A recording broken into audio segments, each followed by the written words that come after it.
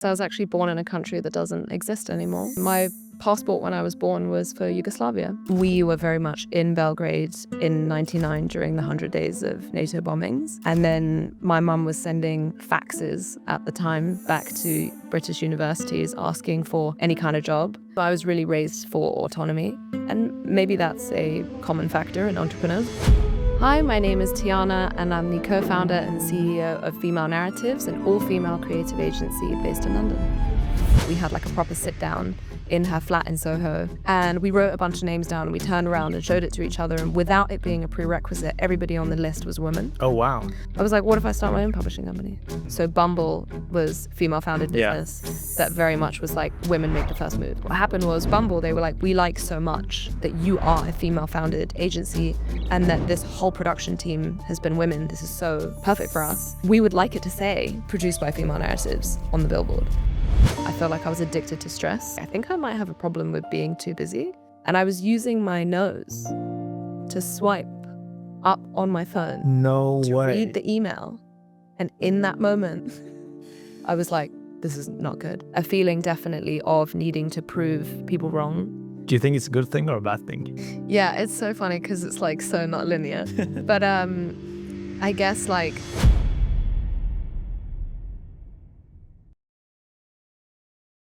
Hi, Tijana. Welcome to the pod.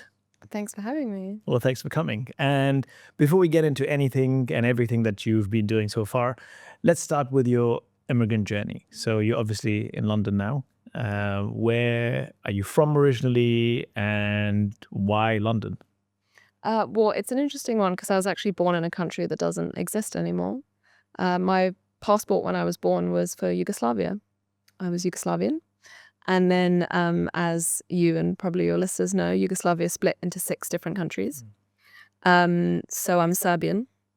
I'm ethnically Serbian. Both of my parents are from Serbia. And I was born in Belgrade.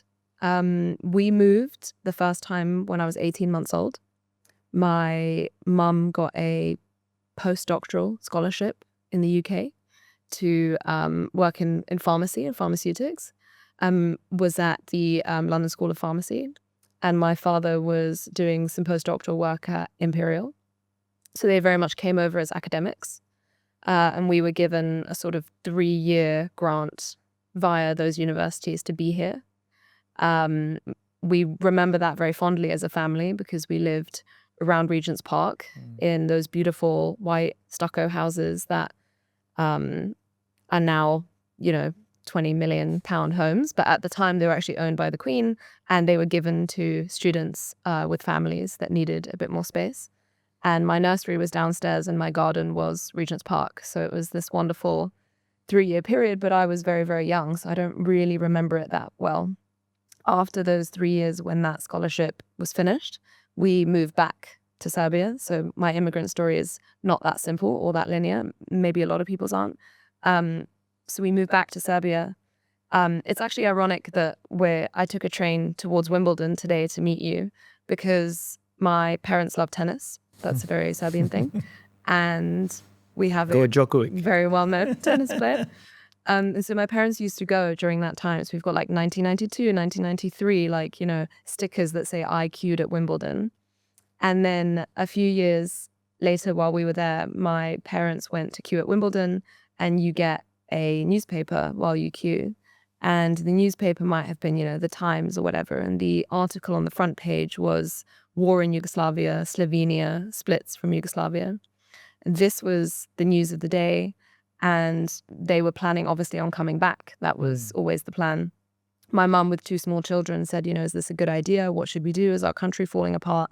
My dad said, no, there's no way Yugoslavia is going to fall apart. It's just not going to happen. They were raised in this developed socialism under Tito. They were very much in the belief that Yugoslavia would last.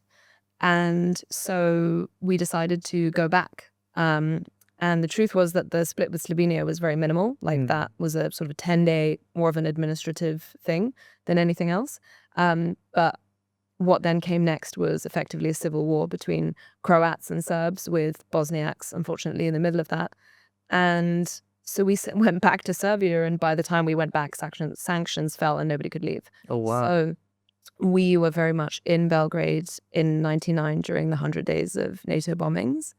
And then my mum was sending faxes at the time back to British universities asking for any kind of job. We obviously were not being handed out jobs because, perhaps a bit like Russia at the moment, we were the perpetrators, not the victims of that war, even though we were obviously just normal people trying to live lives. My dad wanted nothing to do with the war. He didn't enlist and go and fight or anything. My mum wanted nothing to do with it. We had friends from obviously all over Yugoslavia, and we wanted to leave. But yeah, we weren't really being given the opportunity because we were seen as the perpetrators of that war. That was very much the media message. So eventually, after some time, my mum received a fax that said, "We have a position for you. We have to do all of this paperwork to prove that you're coming to the UK as an immigrant, not a refugee, and as somebody that has a job waiting for them here." So that was really a long process, and we had to fly via Romania because there were no flights leaving Belgrade at the time. But yeah, eventually kind of made it here for the second time under more turbulent circumstances. And then, yeah, my brother and I just went to school and entered into the English education system and cultural and societal system, which was very different from the one that we knew. We had to learn a new language. We had to understand a whole new cultural code of conduct.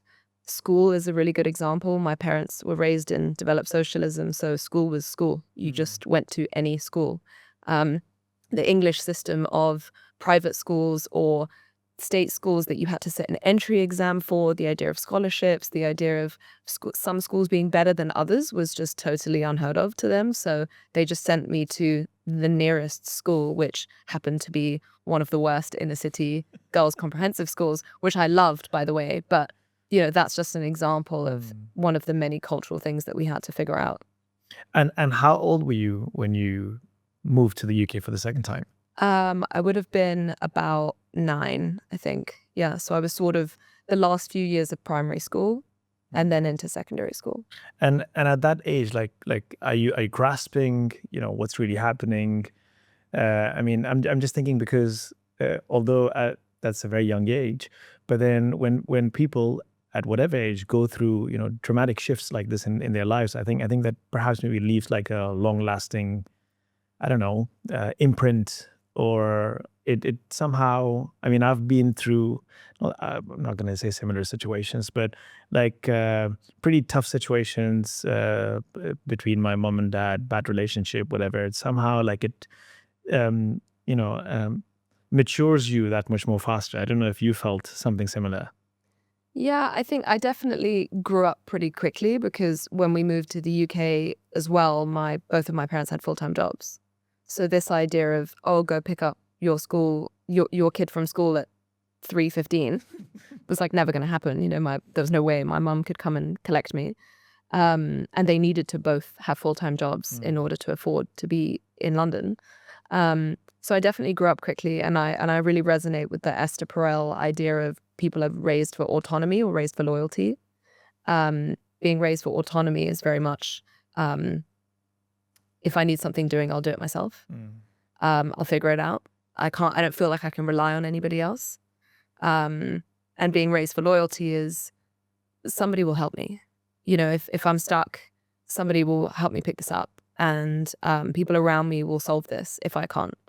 And so I was really raised for autonomy, and maybe that's a common factor in entrepreneurs. I don't know. But it definitely made me hustle and want to figure things out by myself because I felt like I needed to. It definitely was a survival mechanism. And are you the older sibling? Is your brother? No, I'm the younger sibling. My brother is 7 years older than me. Okay. So his reflections and memories would be very different to mine. Definitely. Because he was an older child and a boy, and it would have hit him in a very different way. I think I was still too young to really know what was going on, to be impacted. I was just a child in war, you know. I didn't really understand that a bell would go off and we would take the class in a bunker like that. That was just like normal day-to-day behavior. Like, I think children in war zones don't really know what's going on as well as their older siblings. So I think we would both have very different reflections of that. And then when you moved to the UK, did you find anything different from, I mean, the schooling system? The bell goes off and you're down in a bunker versus now you're in England, and obviously that's not happening. Was there like a shift? Were you cognizant of, okay, now things have changed? I think the main shift was in the type of learning. So in Serbia, you start school 2 years later. So you're 7 rather than 5. Okay. Can't remember the exact ages, but you go straight into school and you're like learning algebra.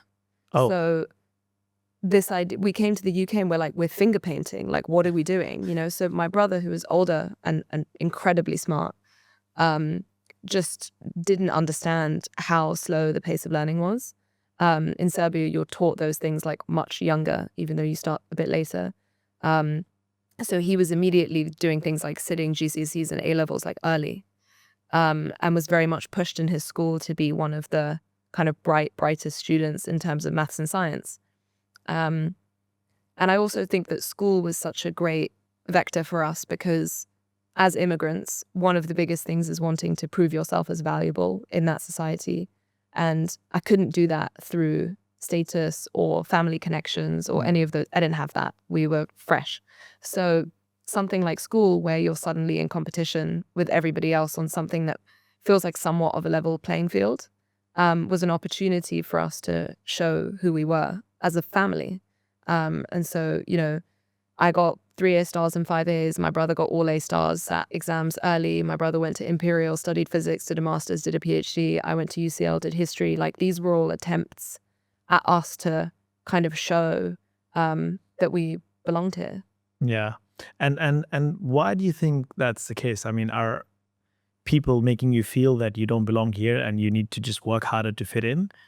It's an interesting question, like how much of it is self-imposed versus actual lived experience, how much of it is societal, cultural, also just through the media, just through what you see in the news or movies or the way things are projected to you. I definitely had a handful of experiences. I dated somebody at university who was of a different social class to me. And it was the first time I'd ever met somebody that was from kind of a higher English class. And I thought I didn't notice anything different about him to me because we met at university, which is quite egalitarian. Yeah. And then at his kind of birthday dinner, a friend, very drunk, came up to me that was a obviously old private school, boarding school friend of his that said, it's never going to work out with you and this guy because you're not one of us, effectively. Wow. And I felt like I was in a Jane Austen novel or something. But that still very much happens in the UK. Wow. We have, as opposed to America, we have this additional layer of society that is the kind of aristocracy and nobility that a lot of other countries don't have. So it's not just about being rich. It's also, you just cannot buy your way into this layer of society. And they will, in one way or another, make that known to you. So I definitely had experiences like that. And yeah, I don't know where else it comes from. I think it was just from the fact of like being a family, we had to figure it out together and make money and make it work. And so I think that work ethic from my parents was very much passed on to me. Like this feeling of we can't help you. Like you have to do this yourself. A feeling definitely of needing to prove people wrong. Was definitely the sort of chip I had on my shoulder. And where that all comes from, who knows? A combination of factors, probably. Do you think it's a good thing or a bad thing?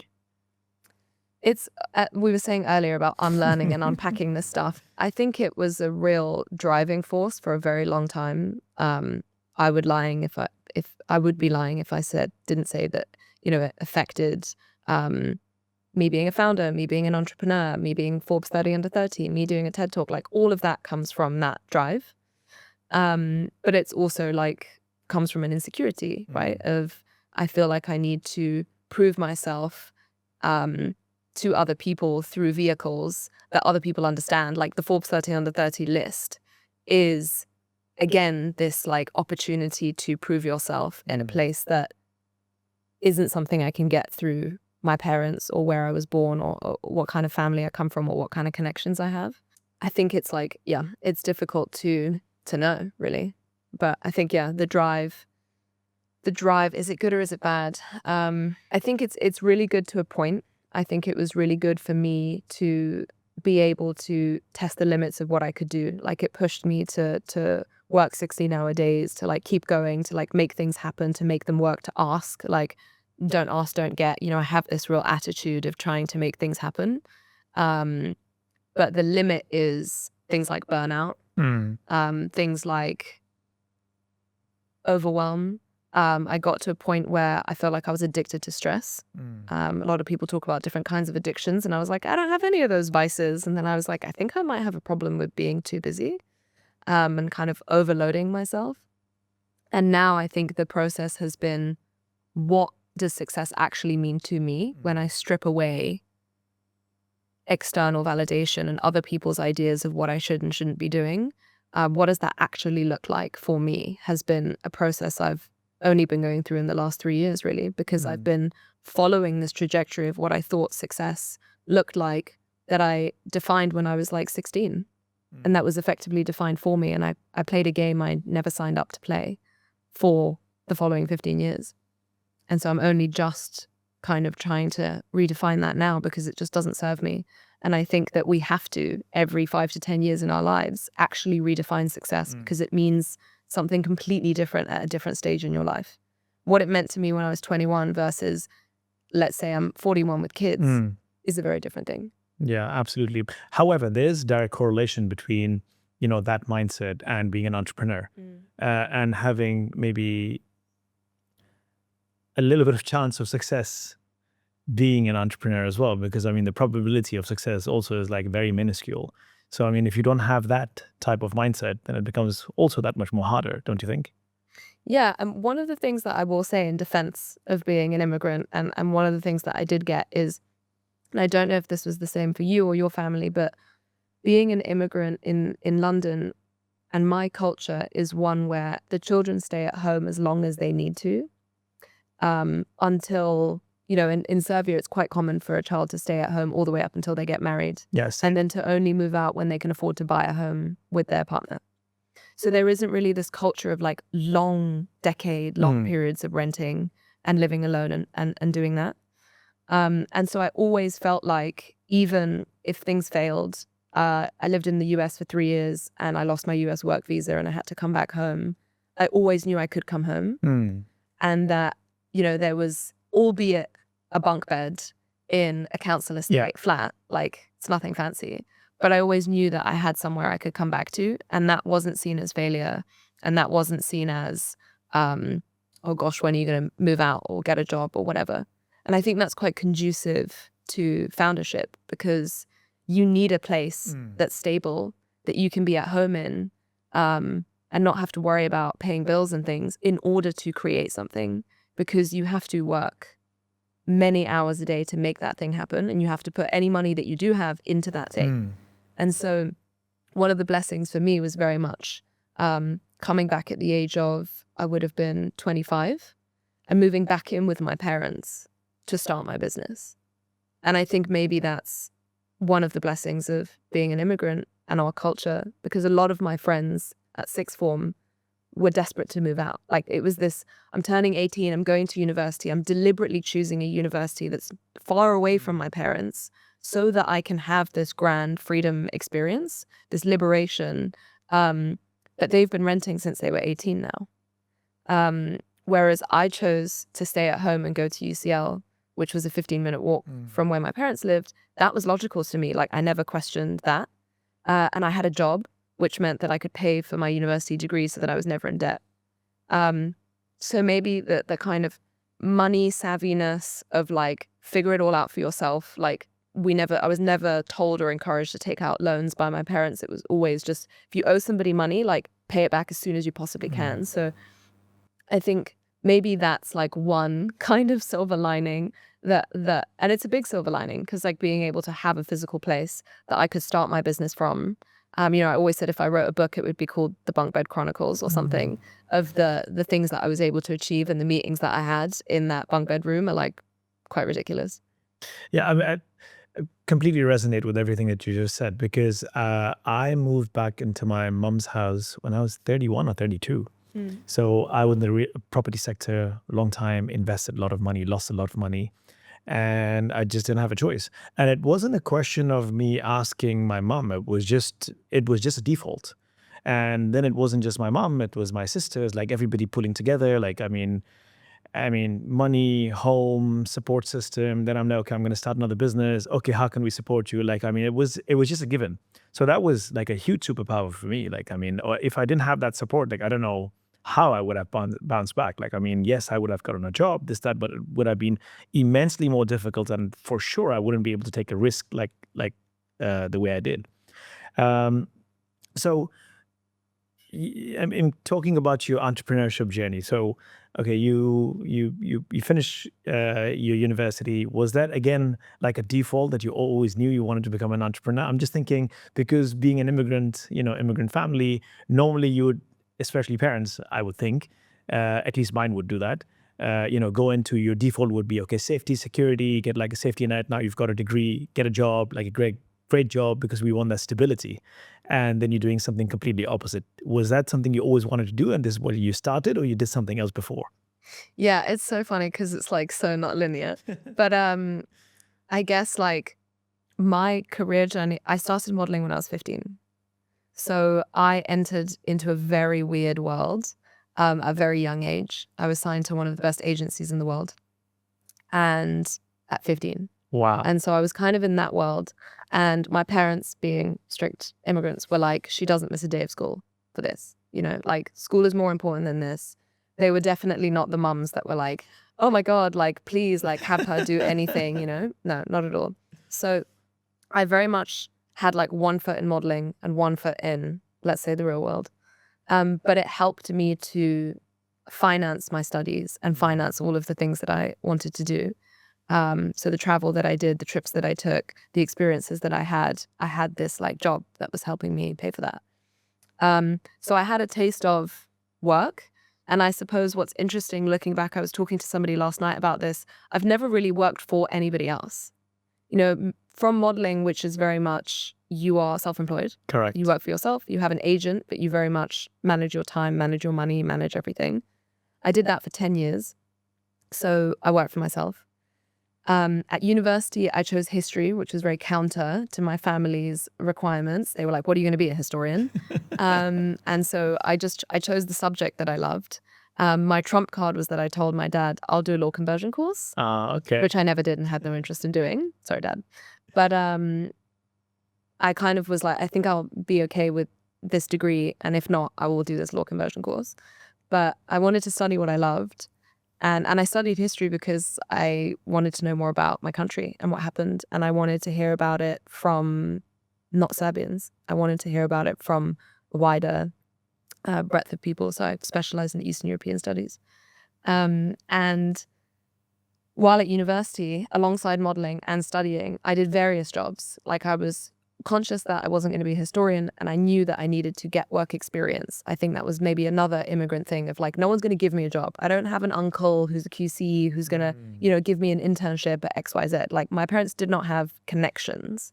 So I went out and I interned at publishing companies, at magazines, I thought I was interested in some kind of the nexus of communications, editorial, storytelling. Like I was interested in all of these things. But what would happen is I would go at intern level into, let's say, Random House. And that job would be painfully boring. And I would look around me and I'd be like, I'm interested in her job. And her job would be the head of the entire department of PR, let's say. And I was like, why can't I have that job? And it was like, well, that job requires 15 years Yes. of you climbing slowly Ladder. the ranks of this ladder and doing about 6 jobs you have no interest in. I was like, but I feel like I have some good ideas and I could actually do her job like now as a 20-year-old. And so I was very frustrated by that gap that I had to do. And so after that 2-month internship at Random House, I was like, what if I start my own publishing company? And so my dad, who happens to be one of the biggest collectors of comic books in the Balkans, we started a publishing company creating graphic novels by people from former Yugoslavia and Wow. helping them get published in the UK. And we still run that business. Wow. So that like became a business. And I was 19. So I was like, okay, I can do that. What else, you know? And then I found this magazine that was interesting. I went in and I was like, look, I don't want to be an intern. I want to be editor-in-chief of this magazine. And she was like, okay. And so then I was the like youngest Really? editor-in-chief they'd ever had. And it was in like Grosvenor Square. And it was a totally insane experience, but I met some incredible people through it. But again, it was this thing of like, I don't want to be the intern. I feel like I'm smart. Then I was also like naive. You know, I also had the chutzpah of somebody who doesn't know that they're not good at anything. So I was like, yeah, I can do it. Yeah. And so, so I was doing all of these, and this is while studying and doing modeling. So I'm like doing all of this stuff. And then when I graduated, I was given the opportunity to move to America with an O1 US work visa, which is a visa that is for aliens with extraordinary ability, which my mum found very funny. She was like, what's the ability? And I was like, my face.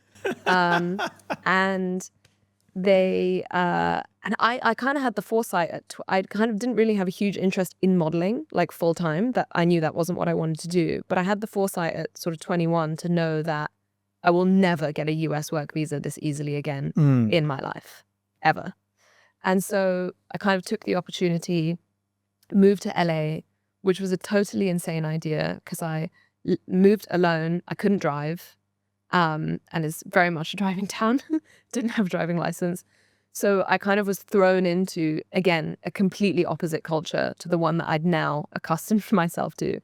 And I lived between LA and New York for 3 years doing this O1 work visa. But even while I was doing that, I was still trying to like intern and have other experiences and learn about other things because I knew I didn't want to be a model. The tricky thing that I had was with your work visa, you can't have a job doing anything else. Like it has to be Correct. on the visa. Yeah. So I had to be a model at Wilhelmina in LA. Like that was my job.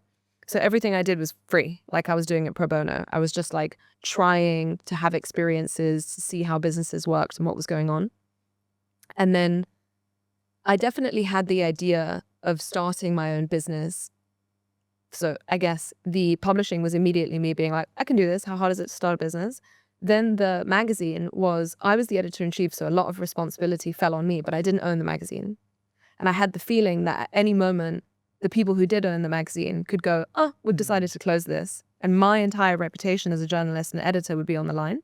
So about 3 months into that job, I was very much like, if I ever do this again, or if I continue doing this, it has to be mine.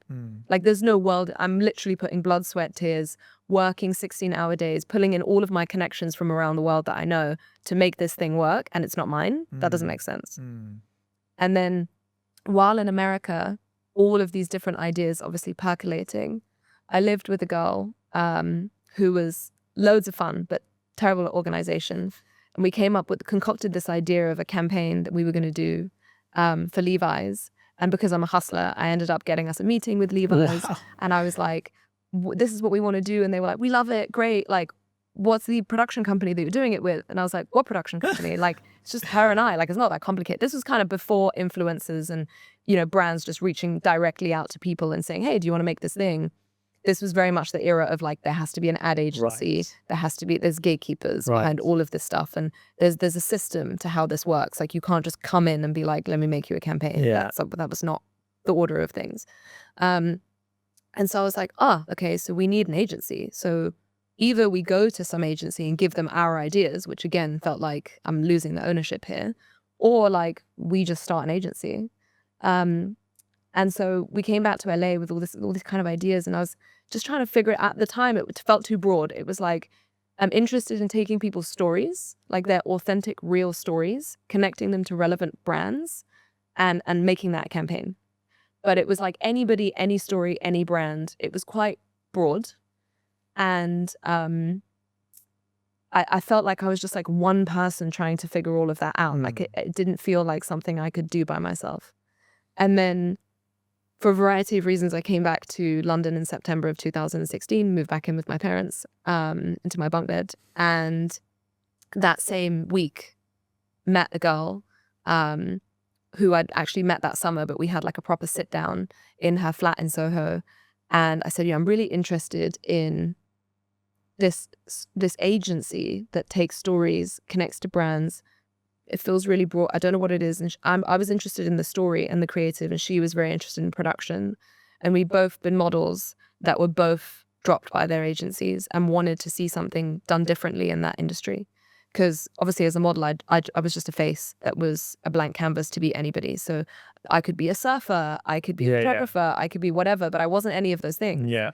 And I felt with social media growing, you could go on my Instagram and know that I wasn't a surfer. And poof, like the whole veneer of the story that you've built is gone. Why not book an actual female surfer? Yeah. And the problem was, again, that like old system where there needed to be models, casting directors, agencies, like that was how it worked. Like you couldn't just go, oh, here's the girl for you. But we knew all of these interesting people. We were trying to bridge those gaps and basically lose some of those middlemen, some of those casting directors, some of those agencies. And so we sat back to back on the floor of her kitchen in Soho, and we're like, who are the people that we're most excited about in our friendship network, 2 degrees of separation from us, that we think are doing amazing things that we'd love to work with? Photographers, makeup artists, stylists, cool talent, like people that we could feasibly like, create a shoot with. And we wrote a bunch of names down and we turned around and showed it to each other. And without it being a prerequisite, everybody on the list was women. Oh, wow. And it was 2016 and Trump was about to be elected. The Women's March was about to happen. Me Too was about to happen. Like this was just before all of that. And I felt like I saw that wave coming. And I said, look, neither of us have experience in advertising. I don't have a CV to show you. You don't have a CV to show me. We're literally like ex-models who've both done a bunch of different things in different places and just know that we want to do something ourselves. Let's just start this and see what happens. We're in Soho. We're surrounded by all these advertising agencies. How do we possibly compete? And it was like, let's just call a spade a spade. I'm a woman. You're a woman. We're both in our 20s. It's really about this. So we called it Female Narratives. And it grew into a collective of over 100 female freelancers. Wow. So the whole point was really flexible freelance foundations. So we don't employ anybody. They're all freelancers that do their own thing: photographers, makeup artists, stylists, videographers, editors, animators, whatever they might be. We provide them with like a portfolio on our website, rather like a modeling agency. That was a remnant from that idea. I loved my portfolio and my modeling agency, but it didn't have any words. It was just pictures. And so I wanted each girl to have like a space where she could, in her own words, say who she was. If she was a multi-hyphenate, let that be the case. Share everything about you on this one page. Because at the time it was very much, oh, you needed to have a blog if you wanted to write, and on Instagram you needed to share this, and then on your website it was all fragmented. So I wanted each of them to be able to have like a full proper portfolio of their work, of who they were, of what they did. And then it's our job to basically put teams of those women together, bespoke teams for the project.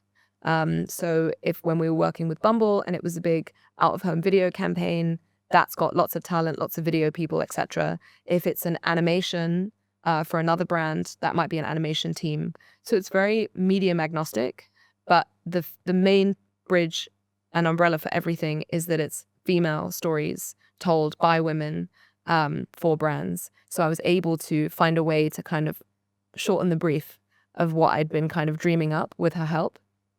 And we've been running that for 9 years. That's amazing. Wow. Love the story. Just if we were to backtrack, America, your visa 3 years expired. Or didn't expire. I was dropped by my agency. You were dropped by your agency. And so immediately, de facto, you are no longer Then you have hired. to exit. You have to leave. Yeah, you have to leave. If that didn't happen, would you think America would be a better place for your business, or are you in the right place now? Well, if that didn't happen, you have this problem where modeling is, as my friend describes it, the golden handcuffs. It's this job that's very difficult to leave because you're kind of dangled this carrot of opportunity of, well, you could do a one-day job that pays you more than an investment banker's salary for a month. And so maybe you should just stay. And so it's this thing that's like difficult to leave because you're always promised this like gold at the end. And there's a lifestyle and a certain status and a clout that comes with it. But what it robs you of is the opportunity to be full-time on something else. Like if I wanted to get a job, I'd have to show up and go, hey, I really want to do this, but I'm also a model, so I just won't be here 2 days a week. I don't know which days because I don't know when I'll be booked, But yeah, it'll be about 2 days that I'm not here. Like, that's impossible to do anything seriously. It's impossible to like really fully found a business in the way that you should if you're kind of still tethered to this thing. So I definitely saw my being dropped as like a blessing, because it would have been tough for me to do it myself. It's a really hard thing to actually just, especially at 21 or however old I was, like to go, actually, I don't want to do this thing anymore that like people think is a really great thing. So them kind of like doing it for me, and it was kind of high time, and it had been 10 years, and like I think the natural cycle of things is about 7 or 8 years. And so I was really reaching the end of that tether. Like, I was arguing with my agency a lot. I was like definitely not this like malleable, moldable model that they wanted me to be. I was also like old in modeling years, you know, I was a veteran. And so it was time. It was time to do that. And I would have liked to stay in the US, but you know, talk about being an immigrant. I mean, you need serious paperwork to make that happen. And you can't just like found something in the US and move there. You know, you have like 90 days or whatever to be there. So there have been options to like, you know, grow and move the business to the US, but I just decided not to do that. I think it's also knowing about where your niche is, what you're good at, where your network is, and my network is very much here. And then talking about niche, do you think this has now become your USP? Like do companies actually, obviously they know, you know, now it's an all-female type of unit. So do they appreciate that? Is that your differentiator? Are other people doing this? Yeah, that was definitely the differentiator. And as I said, we rode that wave when it came. So Trump was elected, Women's March happened, Me Too happened. And I think we were one of the first agencies that really, we had this USP of like, we are all female. And so we immediately started to work with brands that had similar messaging. So Bumble was female founded business that very much was like, women make the first move. And so what happened was we were doing the campaign for them. What they realized, typically in advertising, you don't know who's made the campaign. Unless you're like reading Ad Week and you're going to Cannes Lions, you might have heard of like Wyden and Kennedy, but like you don't typically really know which agency shot that campaign. It doesn't say like made by on it. Whereas with Bumble, they were like, we like so much that you are a female founded agency and that this whole production team has been women. This is so perfect for us. We would like it to say produced by female progressives on the billboard. And so we started to see ourselves as a brand in that sense. So we started to grow who we were. So we were hosting events. We still do quarterly panels at Rosewood London. We have a book club. We do all these different things to really help build our own brand. We have merch. We obviously have the collective, which speaks for itself. And so what we were able to do is, you know, really create a thing so that brands wanted to work with us, not just as service providers, but as collaborators. So with the brand, we're very much like part of every process, like part of the creative process. Like sometimes Franzi and I like are in the campaign as creative director and producer, like that's part of the story that we're telling. So we're very much taking people behind the scenes in some of the things that we make to show them that it's an all-female team. And so, yeah, that was definitely something we played into, and that worked for us. Then you have obviously COVID. Now we're in an age where maybe being called female narratives is maybe not that great. Maybe it's like too gendered. Maybe it's not broad enough. And so I think we've just recently done a big rebrand of the business at the top of the year. And our kind of flagship line is very much around creating brand intimacy. Like, I think we've broadened like female to really be more like feminine. So it's about bringing feminine business practice, feminine ideas, feminine ways of working. And as part of that femininity, like creating this intimacy for brands. And we do that in a myriad of different ways. Yeah. I mean, that was going to be my follow-up question, because people are finding that as a USP, but do you have, you know, a different narrative on the flip side with people thinking, okay, you're not inclusive. I mean, you know, and also like, who are you? Okay, Bumble maybe is an anomaly. You can correct me if I'm wrong, but who are your buyers? I mean, are your buyers also, I mean, are you selling to all women team, or is there like a mix? And, you know, so I mean, are they also looking at it from a perspective where, okay, because if it's all women, it's not inclusive, it's not diverse, So the production or the output maybe will lack, that type of flavor. Yeah, 2 questions, so I'll answer them separately. The first one is a good one because obviously we started to get more and more non-binary people that wanted to join our collective, for example. And we had a big chat with them to be like, what do you think about, this is our name, our name is Female Narratives. And I think we had a really great conversation where some of them said, we completely understand the roots of why you called it that, because at the time, the advertising industry was so not female focused. It was very few females in C-suite positions, very few females making like actual decisions. If you go on a set, a production team, very few women. And so they said, we understand like the roots of this. And so actually, and the kind of the revolutionary nature of it in its beginnings, and what you were trying to do at the time is what we are trying to do now. So we really resonate with where this came from and what you were trying to do and how you were trying to basically rail against the system. Like, we changed a lot about how an agency operates. We just completely rewrote the rules of how we thought it should operate. And also, obviously, having been models, everything we hated about that industry and that way of working, we do completely differently. So they really loved that. And they said, we're more than happy with the name. We just, obviously, there's certain wording in the description of the company that we think could be more inclusive. So we did that. And that felt like a really great compromise. And then, as I said, in this big rebrand, we no longer say like an all-female collective. It's just more about like, it's the collective and the work. That's kind of it. Gotcha. And in terms of the brands, we have a split between the brands that are very much female focused, targeting women. So I don't know, for example, Your Juno, which is a app for female financial education. So that's like a clear client for us. Or Bumble, which was all about women making the first move. Like, all of these kind of tech-enabled businesses make a lot of sense for us. Female investment platforms, that kind of thing. Then we have a much larger chunk of our work, which is much bigger state of the nation brands, where we're doing their like women's campaign. So like Nike have Nike Women, and we might do something for Nike Women. Okay. See what I mean? Okay. So our biggest project the last 3 years has been for the outdoor hiking brand Merrell. And we run a thing called Merrell Hike Club, which is for women. So it's targeted at their women's products all over EMEA. And we host hundreds of events, get-togethers, obviously hiking events. And we do PR, merch, influencers, like all kinds of different things under the umbrella of that project, with the mission to get more women out into nature. So that brand will also have trail running and like other things going on, but this is their like female focused campaign. Got it. And then we might also work with, on the total opposite end, a brand that is a much more heritage masculine brand that is looking for a fresh injection of ideas, because sometimes they'll be stuck in their ways and they're actually seeking the opposite energy. Like, they would like to have a consultancy session with someone that can give them some really fresh, very different ideas. Or an example was a couple of years ago, we did a Christmas campaign for churches, which is obviously a very English heritage brand now owned by Prada.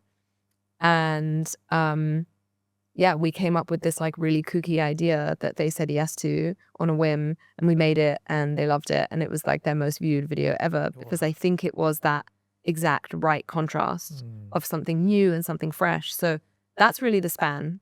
Everything from very clear female focused brands to normal brands that have like a women's offering to very masculine brands that are like looking for something else.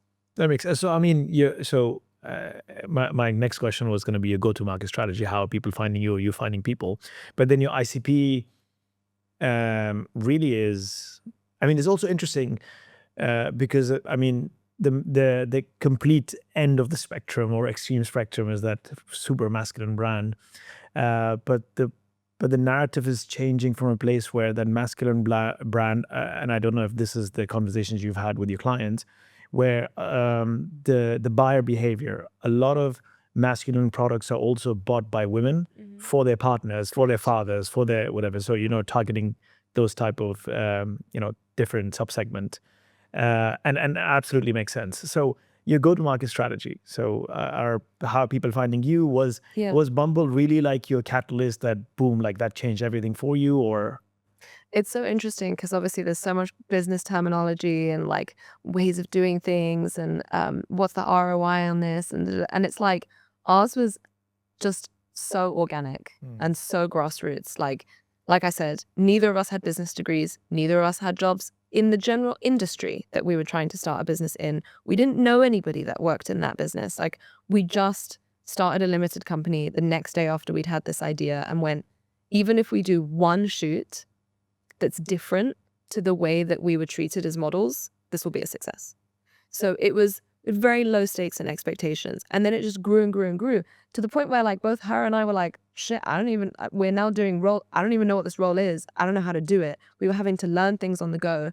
We spent every year, we would reshift our like org structure in terms of what she was doing and what I was doing based on our individual aptitudes, interests, and skills, because we didn't even know like what the next thing was that we needed to take on.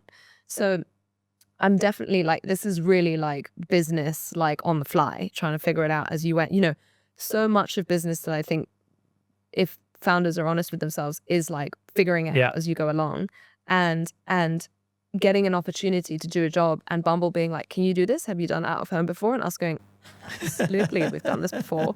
What do you mean? And then being like, oh my God, I have absolutely no idea how to do that. And then figuring it out. And I think you only figure things out by being thrown into those challenging 100%. situations. Otherwise, I would have never done that. I would have gone, I don't know how to do that. Somebody else can do that. So there's that. That's the caveat. And then what we realized was, we tried writing cold emails. We tried making trend reports and sending them out to people. None of that worked. What worked for us was word of mouth, obviously, like people recommending people, our network, working with a brand that recommended us to another brand. That definitely worked.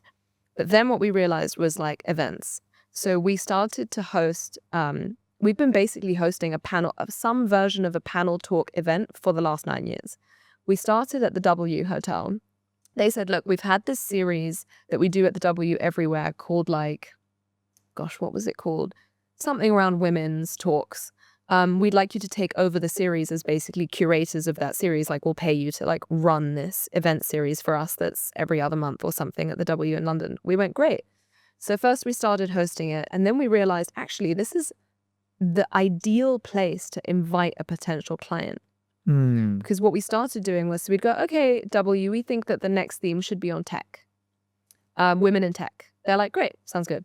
So we're like, cool. So we're going to invite the founder of Natural Cycles, the like women's tracking app. We're going to invite the CMO of Bumble. We're going to invite, 2 other things. And so then what we would do is make a panel of potential clients and you get lots of LinkedIn messages. Isn't it better if you receive a message that says, hey, Louise, absolutely love what you're doing at Bumble. Think it's incredible. We'd love to have you on the panel of this flagship series that we do at the W London. About 100 people attend in the audience. These are the other people on the panel. It's going to be the founder of Natural Cycles. It's going to be the head of this like VC. We hadn't booked any of those people yet. This is just us trying to obviously hustle. Yeah. It's like a great saying. Lovely. You tell all those people that they're in and then eventually they all are in. And of course you respond to that. You respond to that so much better than me going, oh, can I get 15 minutes of your time to tell you about my business? No, I don't have time for that. This is flattery. This is like, I love what you do. We'd love to have you on stage with us. We don't tell them anything about our business. They go, great. She showed up. She came early. We chatted. She had the event. The event is like our audience. Like it's our network. It's half of our collective, it's our photographer taking the pictures. So she gets a sense of who we are and the community that we pull together. Like seeing 100 humans together IRL really gives you a sense 100%. of like who these people are.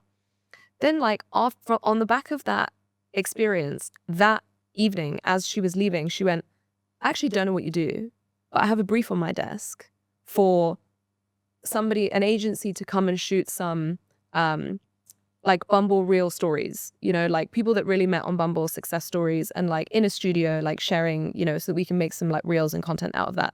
Is that the sort of thing that you do? We were like, yeah, it's the sort of thing that we do. Real stories, people doing, great, sounds great. She's like, okay, cool, I'll send it to you. It's not a big budget, but it's like, I just, thought it might be interesting. Great. So we did that to like that little brief to like the absolute best of our ability. Of course. Like we used every penny of that budget that she gave us, like no agency fee, to just like make the best thing that we could. That then went into success stories for the UK, Germany, Spain, India, Russia. Like lots of different countries, doing this like series, making it bigger, like making all of this content. It was like 5 shoots a year. And then she said, I have another brief for a big mental health campaign that we want to do at the end of the year with Happy Not Perfect around World Mental Health Day. What do you think? Can you pitch something? And so the brief was like very broad. It was that video. That's the brief. So, which was great for us. We were like, great, we want to capture 8 women's real stories about how they redefine failure for themselves.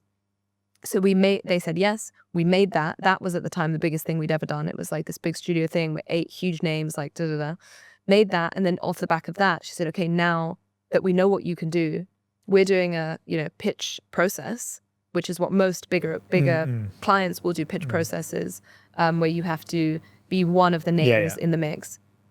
And you pitch on your project for this big project. So this was the biggest out-of-home campaign Bumble had ever done outside of the US. It was to launch Bumble Biz in Europe, starting in London.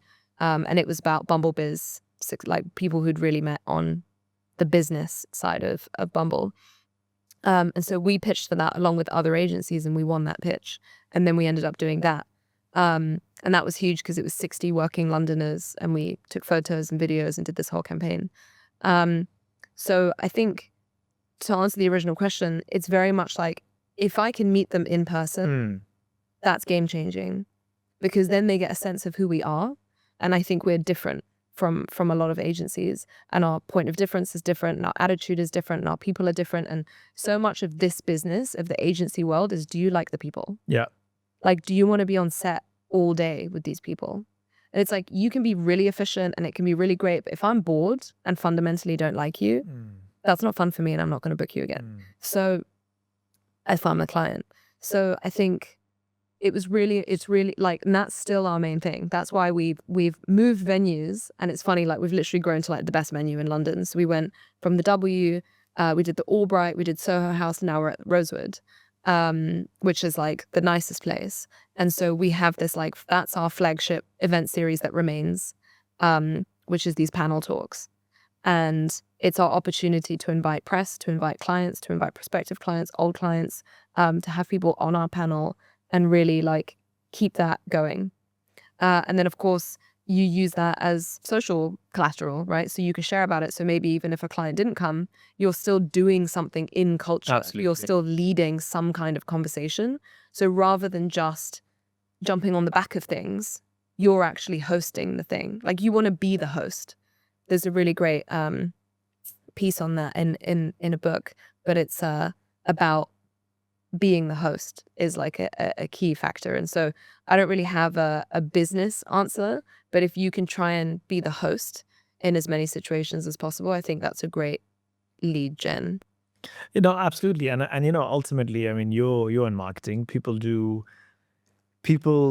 business with people. Correct. People don't do business with companies, and it's great. This whole virtual environment, it's just made this world so much smaller, and we're able to connect with people across the globe. We're able to do work with people across the globe, but nothing beats this in-person connection. I mean, you and I sitting across the chair also makes the world of a difference.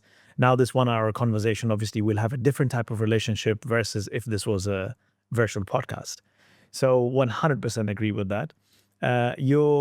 Obviously, it's very interesting. I mean, your trajectory, we spoke about COVID, and then we spoke about, Trump potentially, at that time coming in, and how things were shifting in the whole, the women agenda. And then now we're saying post-COVID, how things have also shifted. But the marketing world, as we both know, is highly, highly competitive. And not that other industries aren't, but I was also in the digital marketing space for about 3-4 years back in the days when I first started. So I know how highly competitive it is, especially the whole client and agency relationship. Like, I mean, at least my experience has been extremely ruthless. So I know how highly competitive this space is. If someone is trying to start in this space today, and we don't have those catastrophic events, what would you advise them? Yeah, it's definitely a really difficult space to enter into now. I mean, would I do it again right now? I don't know, with AI, with like everything that's coming around the corner. But I think there's some things that just won't change. Like great storytelling the ability to tell great stories for brands, always needed.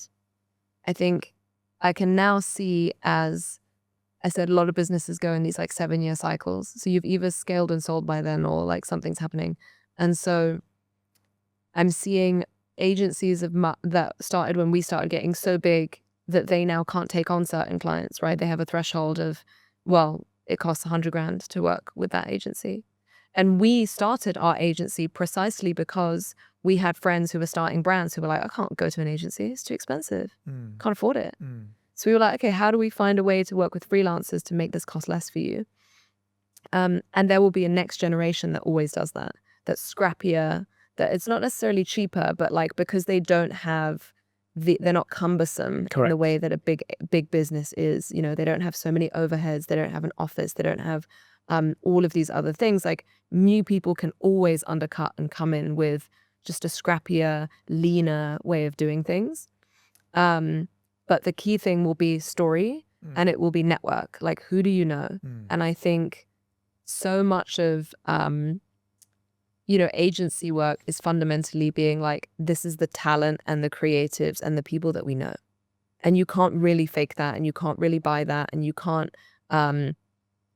kind of do any kind of complicated marketing strategy or LinkedIn funnel thing to try and get those people. You either have serious relationships with talent and creatives, or you don't. And I think if you are somebody that is like looking around like we did at our friends, at our immediate circle of friends, and going, wow, this is like, this person's off doing that person's off doing this, like that person would make a really great face for this campaign, or whatever it might be. Like, if you feel like those are the people you surround yourself with and you have genuine connections with, then I think you can do it. You spoke about the 7-year cycle, and I agree with that. I think it's 7 to 10 years, right? So most businesses, and I think now with the whole AI, exponentially, I think changing that cycle as well, maybe it's also going to shorten the cycle. But you've been in business now for about 9 years. So you're coming close to that. Sorry. So you're coming close to it. Where are you going in the next 2 to 3 years? Yeah, it's to the point of the unlearning and rewinding and trying to rewire. Like, that's been such a big piece for me in this business.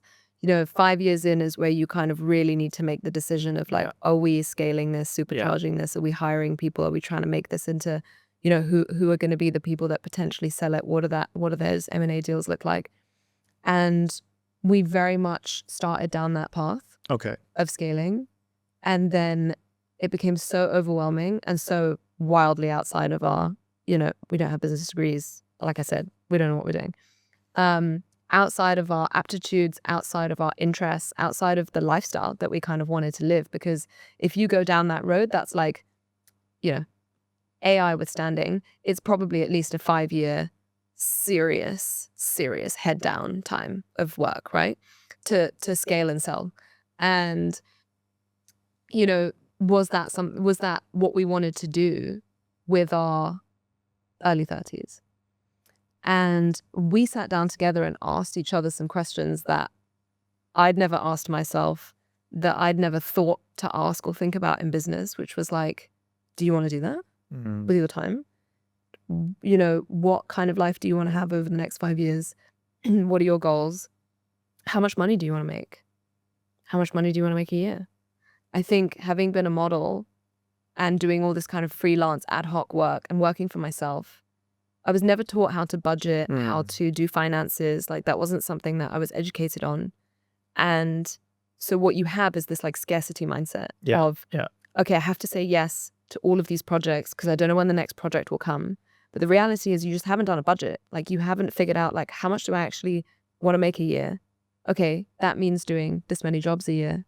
Cool. That means if I've achieved that by September, I can chill out a bit if I want to.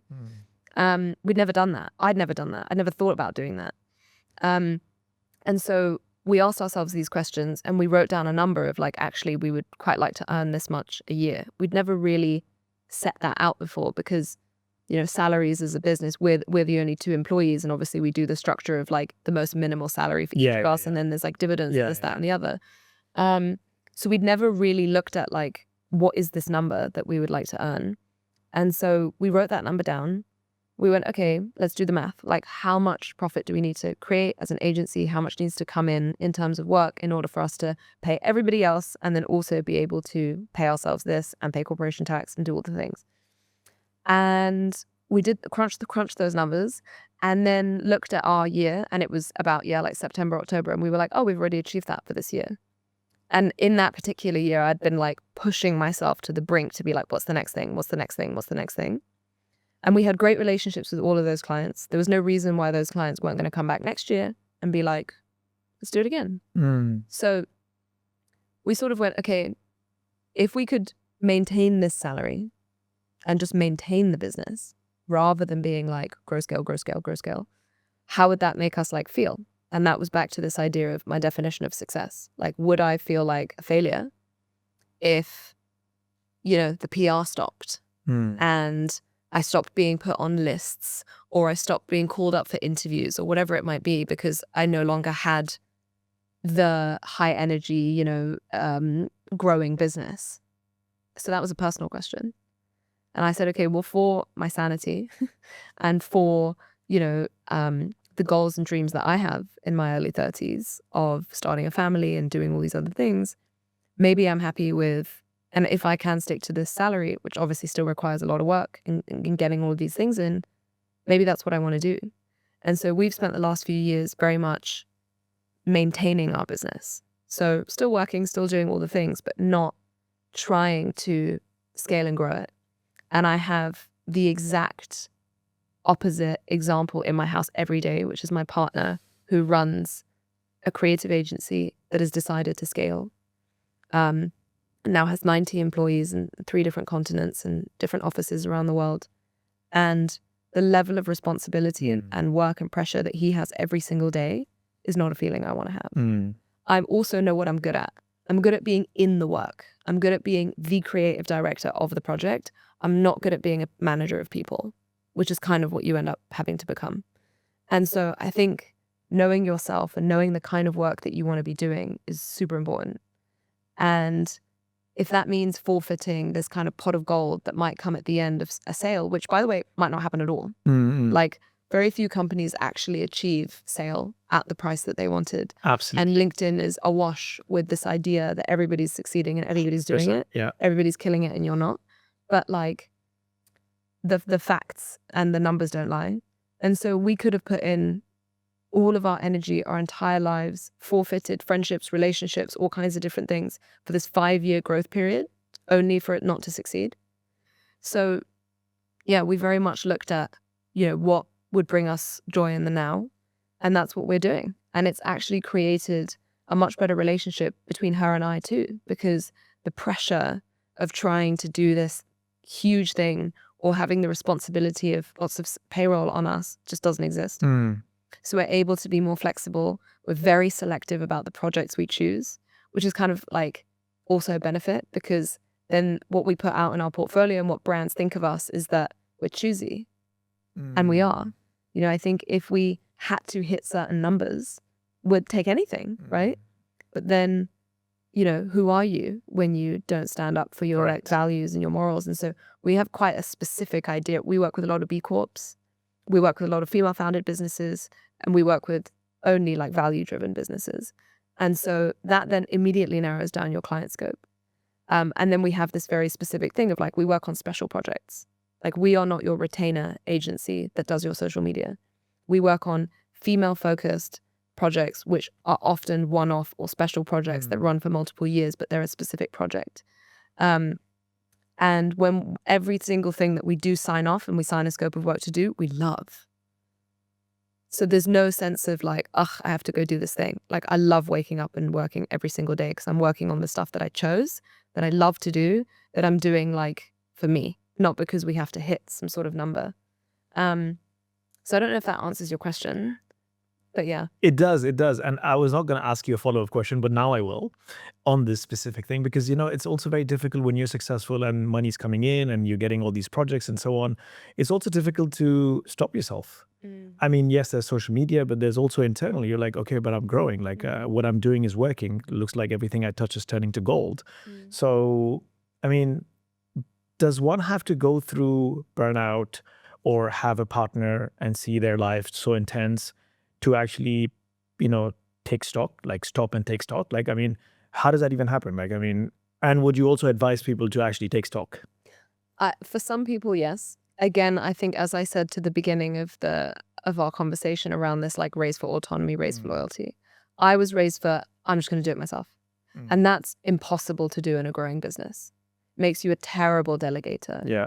And I felt responsible for everything. So I wanted to touch everything. I needed to be involved in every single aspect. I needed to be in CC on every single email. And so even though we had a team, I was needing to be involved across the whole business. And that's like, that will break you. Like it's not possible. And so what happened for me was we were working on our biggest project ever, 2019. And it was my birthday and I got on a boat in Sicily and I was doing neither thing well. I was neither in the office with my team handling this very complicated project that was in post-production that had a lot of issues. I felt like I was not with them, fully present in the moment. I was obviously firing off 1,000 texts and emails, but that wasn't the same.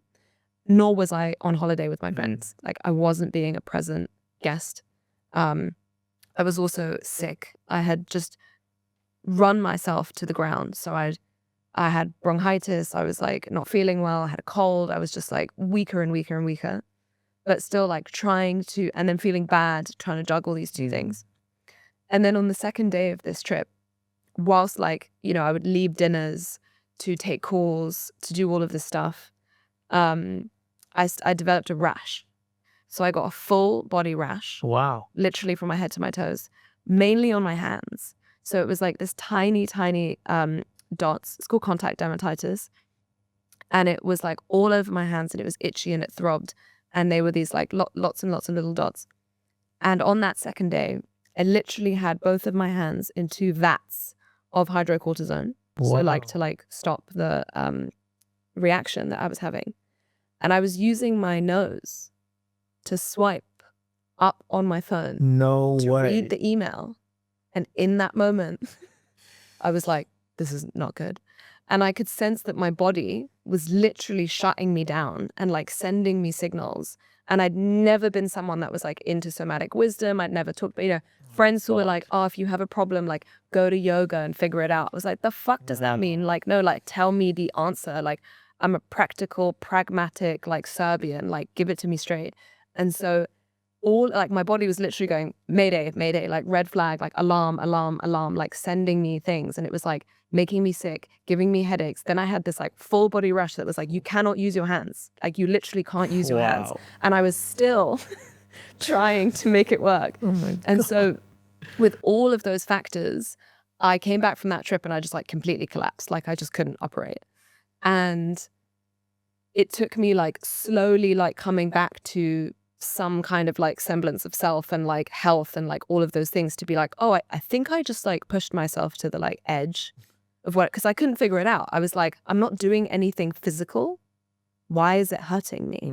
Like I couldn't work out that something mental and that something that was like pushing me in my mind could have such a physical reaction in me.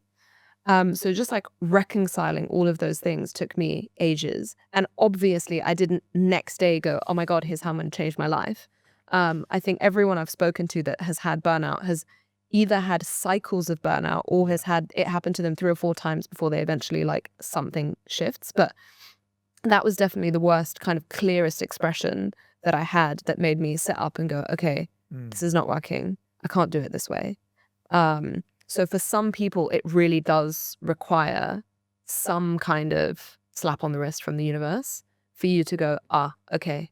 But some people don't need to have, some people instinctively, intuitively have a much better mind-body connection and are able to go, okay, that's out of alignment for me, that's too much for me, whatever it might be.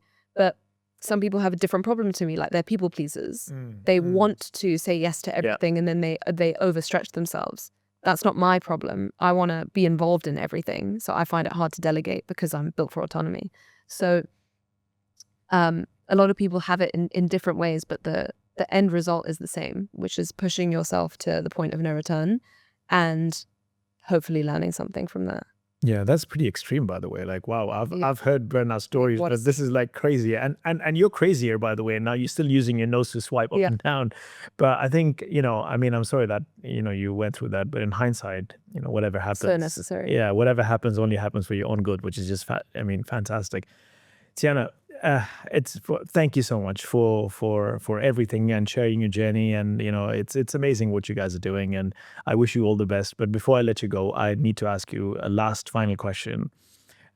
You've obviously achieved a lot, and you are a pretty smart woman. I know you've said multiple times that you don't have a business degree and so on, but I mean, this is how you do proper business. Correct. Really, I would say this I is have how you do school of business. life, School business. of life. So it's fantastic what you've achieved so far, and it's just great what you're building. But if you were to go back now to the Tiana who is still in Serbia and now doing that shift and just moving to the UK, that little girl, 9-year-old, what would you tell her today? Mm. I would tell her you're valuable for who you are, regardless of where you've come from. You don't have to prove that to anybody. I would tell her you're not a burden. I think I had a real sense of I'm not welcome in certain spaces unless I'm overgiving. Like I was always like, if I was a guest in somebody's house, I'll cook, I'll clean, I felt that I needed to do those things because why else would they have me there? Like I had to earn my place always. And I was always very jealous of people who could just like walk into a room, put their feet up on the sofa and just start talking. I was like, oh my God, how the brazenness to do that is so wild to me. Like I always feel like I have to clean the kitchen for them, And so I very much lived that way for a very long time. And then I was in LA a few years ago with my best friend, who's a clinical psychotherapist called Lauren Taus. And we'd had a beautiful New Year's together in Topanga, and we were driving home. And I mentioned that to her about, feeling like a burden sometimes on her. And like, was I doing enough to kind of compensate for the time I was spending at her house, for example, for free in her house. And she stopped the car and made me get out and was like, you're not a burden. Like from now on, you're staying at my house for another week. No cooking, no cleaning. I just want you to be here. Like, be my guest because I love you and I want you here. And that was like a really difficult thing for me to hear and process, this idea that I didn't have to do all of this stuff to be valuable to her and that she loved me for just the way that I was. So I think that definitely came from somewhere from childhood, and this sense of needing to prove myself and needing to do something more than the English people did. And so I think that's what I would go back and tell her. Wow, that's beautiful. That got me a little bit emotional as well. So, thank you so much, Tiana. This has been an absolute pleasure, and I wish you all the best. You have definitely inspired me, and hope you've inspired a lot of people listening as well, and who perhaps learn from you and walk your path as well. So thank you so much. Wish you all the best. I'm glad you've also come to that conclusion where you are okay with the future that you're creating for yourself, and you're not in that spiral. I'm actually envious, and hopefully that's gonna it's a lot of reflection for me as well. So thank you so much for sharing that, and I wish you all the best. Thank you so much for having me. This has been great.